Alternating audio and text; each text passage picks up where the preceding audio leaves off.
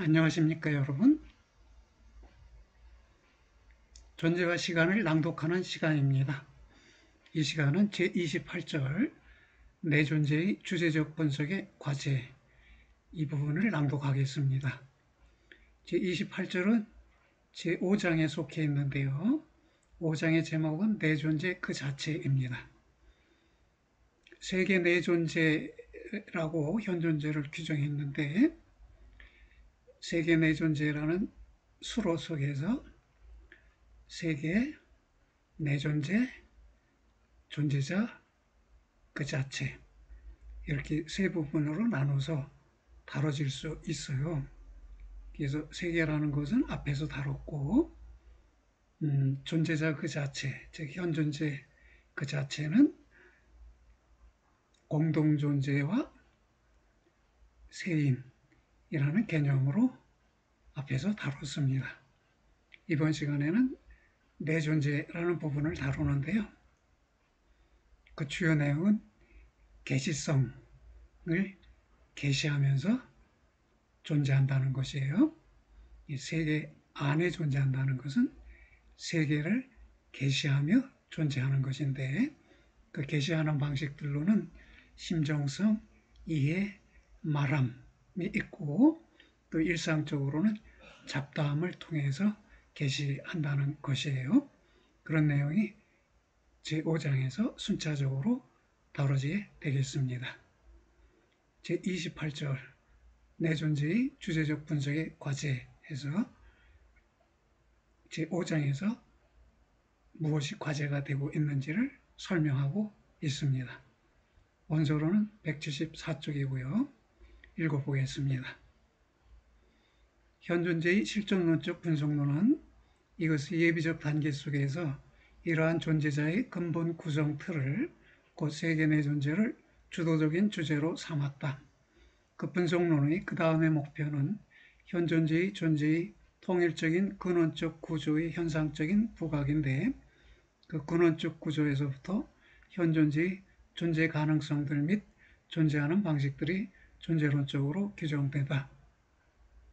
지금까지는 세계 내 존재의 현상적 성격 규정이 세계의 구조 요소로 또 이 존재자의 일상성 속에서의 이 존재자의 누구의 물음에 대한 대답으로 향해 있었다. 네, 현존재의 통일적인 근원적 구조는 세계 내 존재를 가리키겠지요. 그리고 이 세계 내 존재를 구성 요소들에 의해서 순차적으로 다뤄왔는데 첫 번째로는 세계의 구조 요소들을 다뤘고요. 또 그 다음에는 일상적인 현존재의 누구, 즉 일상적 현존재는 누구냐라고 물으면 세인이다라고 답해진다는 것이에요. 세인의 성격들, 특징들이 무엇인지가 다뤄졌습니다. 그러나 이미 현존재의 예비적 기초 분석의 과제들의 최초의 특징 주음에 있어서 내 존재 그 자체에 대한 방향 잡음이 먼저 말해졌고 또 세계인식의 구체적 양상에 입각해 예시되었다. 세계인식도 내 존재의 한 방식이라는 것이에요.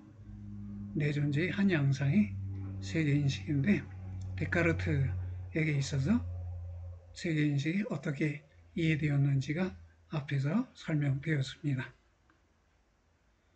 이러한 세계 내 존재를 지탱하는 구조 요소, 그 중에 하나인 내 존재의 선취는 처음부터 개별적 요소들의 분석을 구조 전체를 고수하면서 내다봄 속에 편입시키려는 또 그 통일적인 현상의 각종의 폭파 및 분열을 방지하려는 의도에서 생겨났다.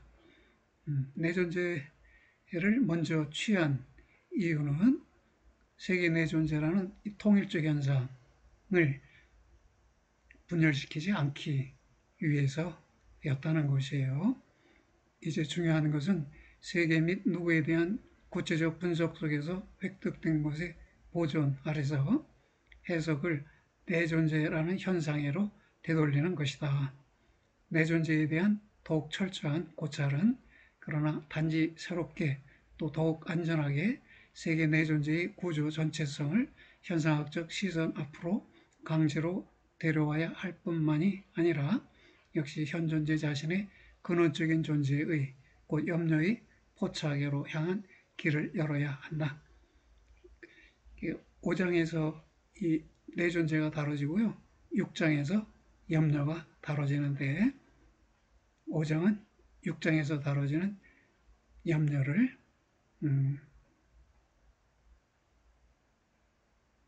염려로 접근하는 길도 열어줘야 한다는 것입니다.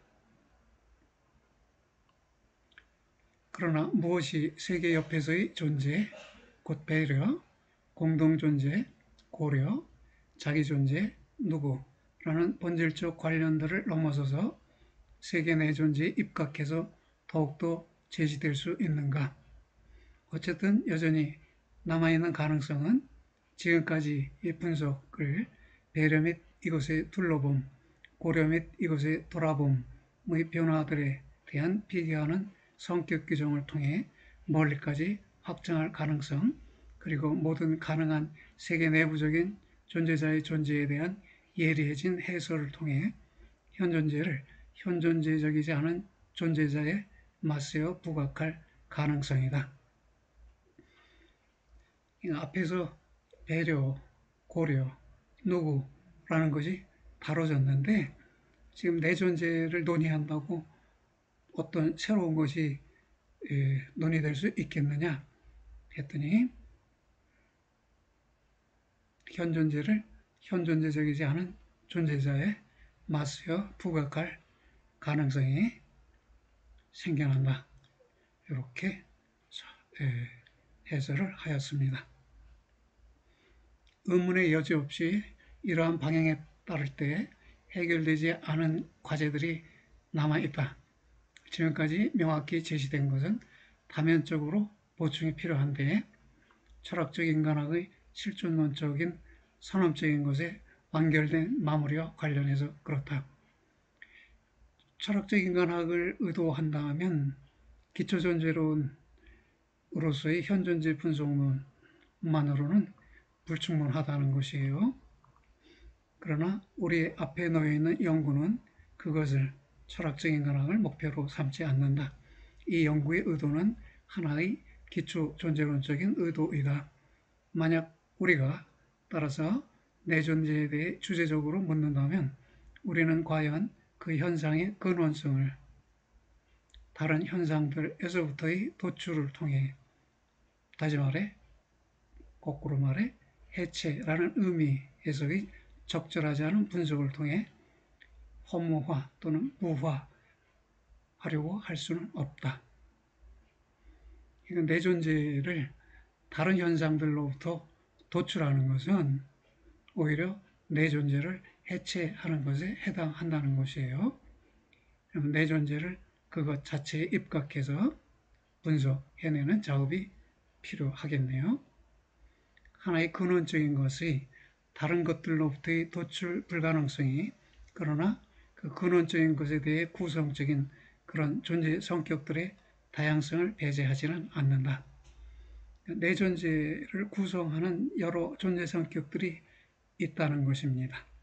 그러한 존재 성격들이 나타난다면 그것들은 실존론적으로 동일 근원적이다. 동일한 근원을 갖는다. 이것을 gleich ursprünglich라고 표현했어요. 근원이 동일하다. 동일한 근원을 갖는다. 이런 말입니다. 그 존재 성격들이라는 것은 심정성, 이해, 말함, 잡담 이런 것들이에요. 구성적 요소들이 동일 근원성이라는 현상이 존재론 속에서 종종 경시되어 있는 것은 하나의 단순한 근원 근거에서부터 모든 것과 각종의 것의 유래를 증명함으로 향하는 방법적으로 곱빗 불린 경향에 따른 결과이다. 하나의 단순한 근원 근거, 우고쿠른투라는 걸 설정하고 그것으로부터 다른 것들의 유래를 증명하려 하는 것, 이거는 방법적으로 잘못된 것이라는 것입니다. 각각의 현상이 그 나름의 고유성을 갖고 있기 때문에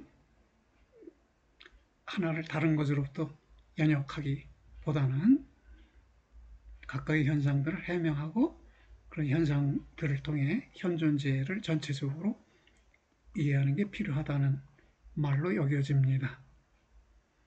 어떤 방향에서 내 존재를 보는 것이 내 존재 그 자체의 현상적 성격 규정으로 해 중요한가?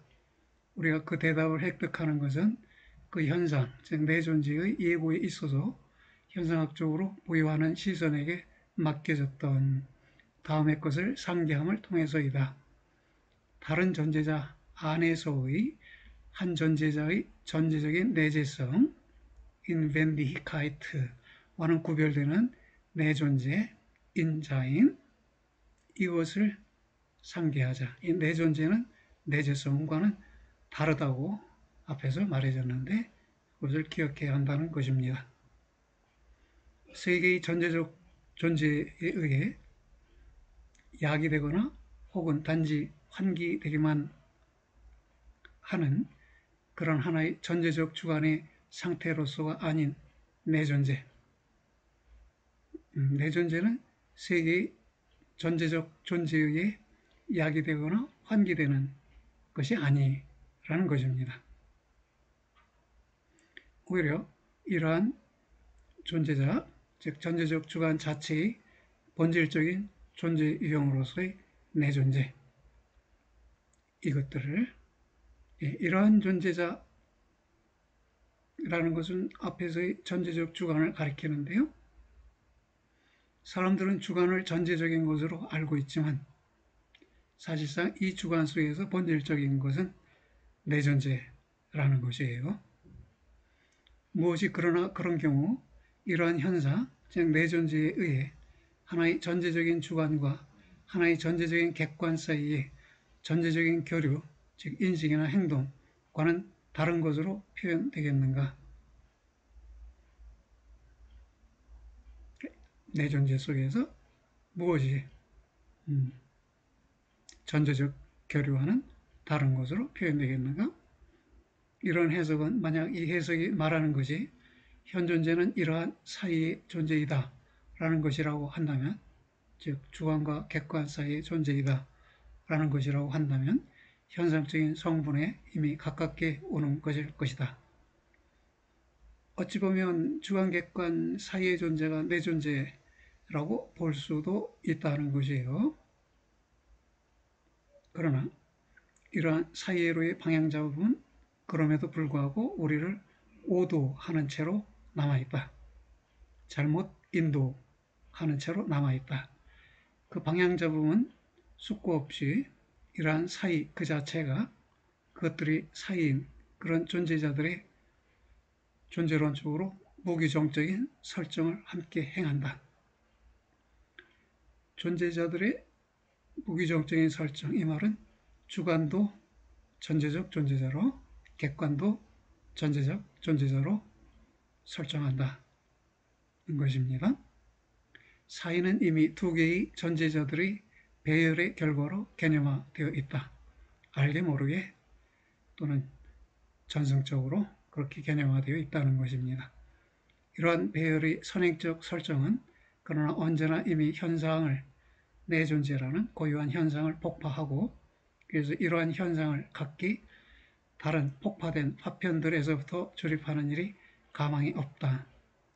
단지 접합제가 결여될 뿐만이 아니라 그것을 따라서 조립이 수행되어야 할 그런 도식도 폭파되어 버렸거나 혹은 결코 미리 드러나 있지 않다. 존재론적으로 결정적인 것은 현상의 폭발을 선행적으로 방지하는 일에, 다시 말해 그 현상의 적극적인 현상적 내용을 안전하게 하는 일에 놓여 있다. 그러니까 이 적극적 현상적 내용, 내 존재가 갖고 있는 적극적인 현상적 내용, 이것을 안전하게 해야 하는데 이 현상적 내용이라는 것은 심정성이나 이해나 말함 같은 것을 가리키겠네요. 이를 위해 광범위한 상상이 필요하다는 점은 단지 어떤 존재자적으로 점양한 것이 인식문제의 전승된 취급 유형 속에서 볼 수 없음에 이르기까지 존재론적으로 다양하게 차단되어졌다는 점에 대한 표현일 뿐이다. 다양하게 차단되어 있기 때문에 현존재를 다학적 관점에서 상세하게 논의할 필요가 생겨난다는 것입니다. 본질적으로 세계 내 존재를 통해 구성되는 존재자는, 즉 현존재는 스스로 각기 자신의 현장이다. 현장으로 존재하기 때문에 현존재라고 이름을 붙인 것이에요. 친숙한 낱말 의미에 따르면 현장은 여기와 저기를 가리킨다. 하나의 나 여기의 여기는 언제나 하나의 용제적인 저기에서부터 이해되는데, 이런 이해는 하나의 저기로 향해 거리 잡고 방향 잡고 배려하면서 존재한다는 의미를 갖고 있다. 저기라는 것은 저기의 존재자를 의미하겠네요. 저기의 존재자에 대해 거리 잡고 방향 잡고 배려하면서 존재한다. 현존재에게 그런 식으로 그의 장소를 규정해 주는 것인 현존재의 실존론적 공간성은 스스로는 세계 내 존재에 근거를 둔다. 저기는 하나의 세계 내부적으로 만나지는 것의 규정성이다. 세계 내부적 존재자의 규정성이 저기라는 것이네요. 여기, 다시 말해 저기라는 건 추상적인 공간을 또는 추상적인 자리를 가리키는 말이 아니라는 것이에요. 여기와 저기는 단지 하나의 현장 속에서만 가능한데, 다시 말해 스스로 현장의 존재로서 공간성을 개시해버린 그런 하나의 존재자가 존재할 때만 가능하다. 즉 현존재가 존재하는 한에서만 여기와 저기가 현장 속의 자리들로서 가능하다는 것입니다. 이러한 존재자는 그의 가장 고유한 존재에 있어서 비폐쇄성, unverschlossenheit, 폐쇄되어 있지 않음, 즉 개방성 내지 개시성이죠. 이런 성격을 지탱하고 있다.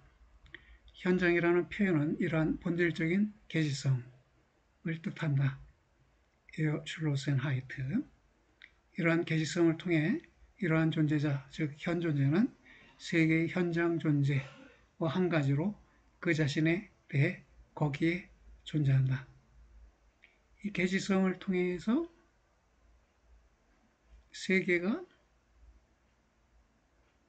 현장으로 존재하고, 즉 개시된 채로 있고, 이와 한 가지로 존재자, 즉 현존재가 그 자신에 대해, 즉 그 자신에게 거기에, 즉 개시되어 존재한다는 것입니다.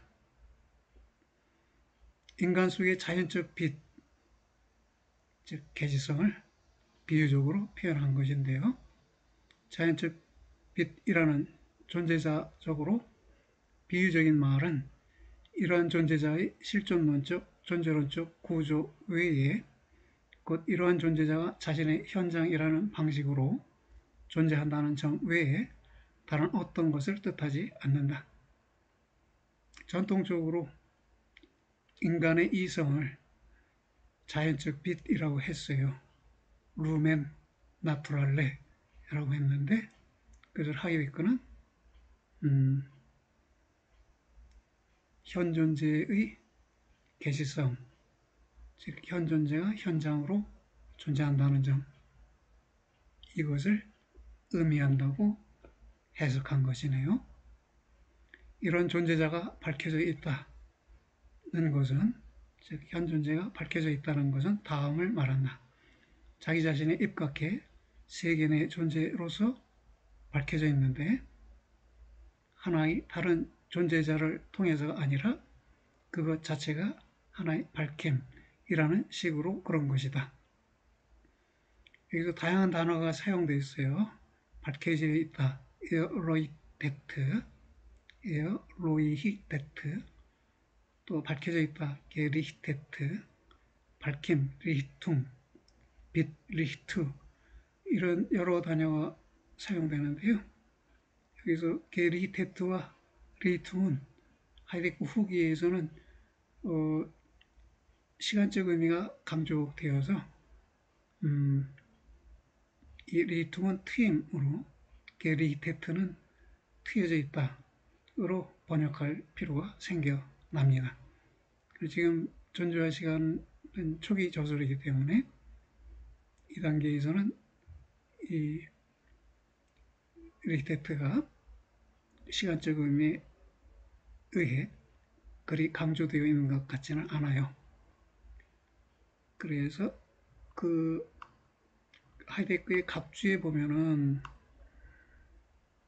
이렇게 그 현장을 알레테이아, 개방성, 트임, 빛, 빛남, 리히퉁, 리히트, 로이흐텐 이렇게 썼거든요.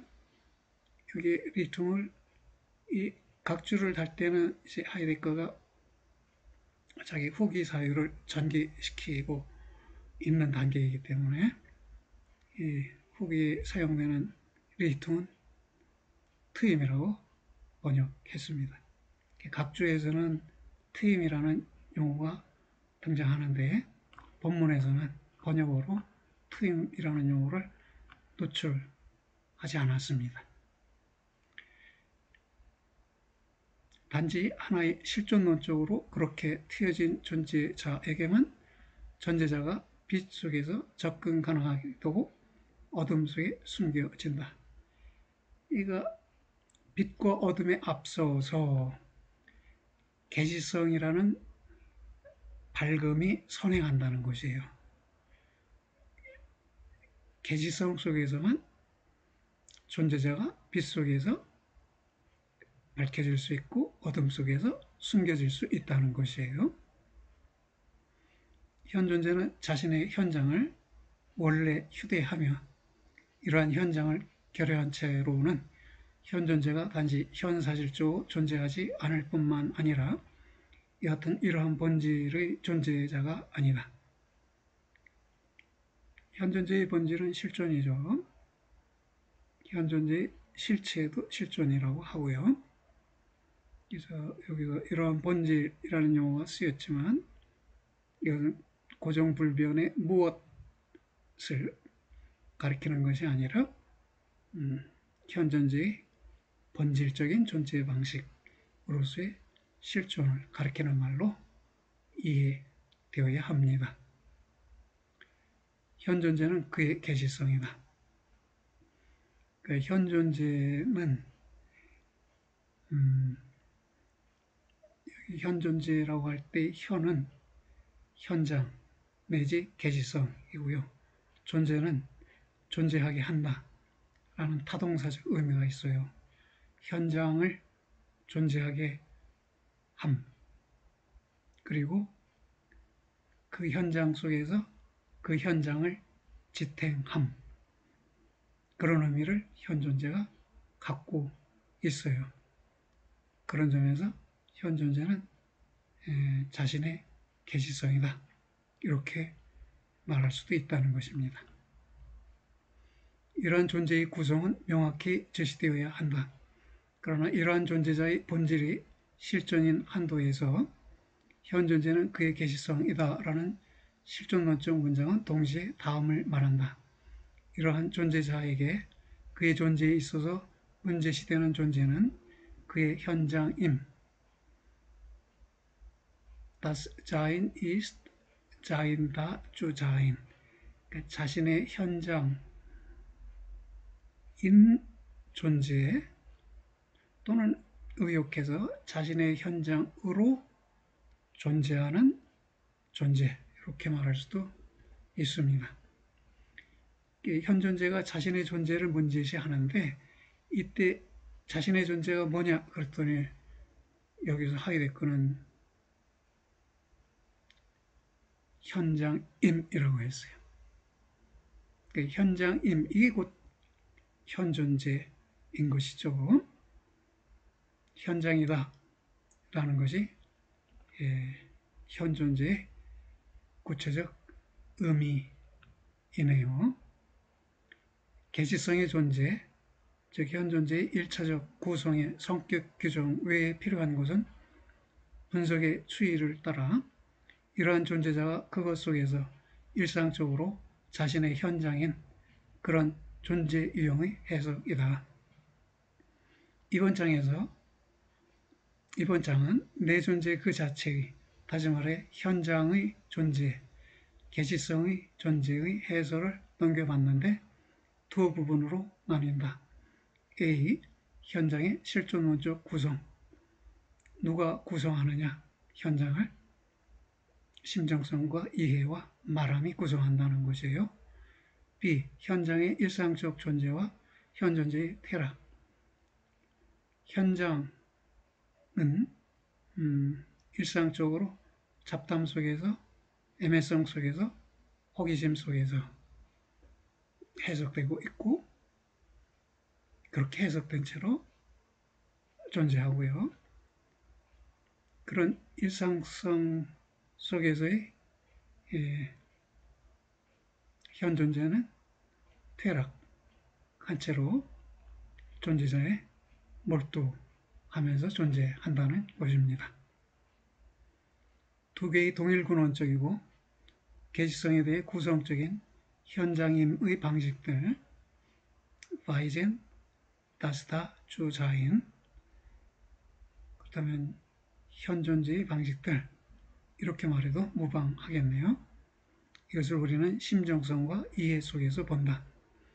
이것들의 분석이 비로소 필요한 현상적 확증을 그때마다 획득하는 것은 하나의 구체적인 또 뒤따르는 문제 체계를 위해 중요한 그런 양상, 말함, 레대의 해석을 통해서이다. 심정성과 이해는 동일 근원적으로 말함, 레대를 통해 규정되어 있다. A, 즉 현장의 실존론적 구성의 아래에서는 따라서 다음과 같이 다뤄진다. 다음이 다뤄진다. 심정성으로서의 현장 존재, 심정성의 하나의 양상으로서의 두려움, 이해로서의 현장 존재, 이해와 해석, 해석의 파생적 양상으로서의 진술, 현장 존재, 말함, 언어. 네, 여기 현장 존재 이렇게 다자인 가운데 연결선을 통해서 둘을 떼어놨어요.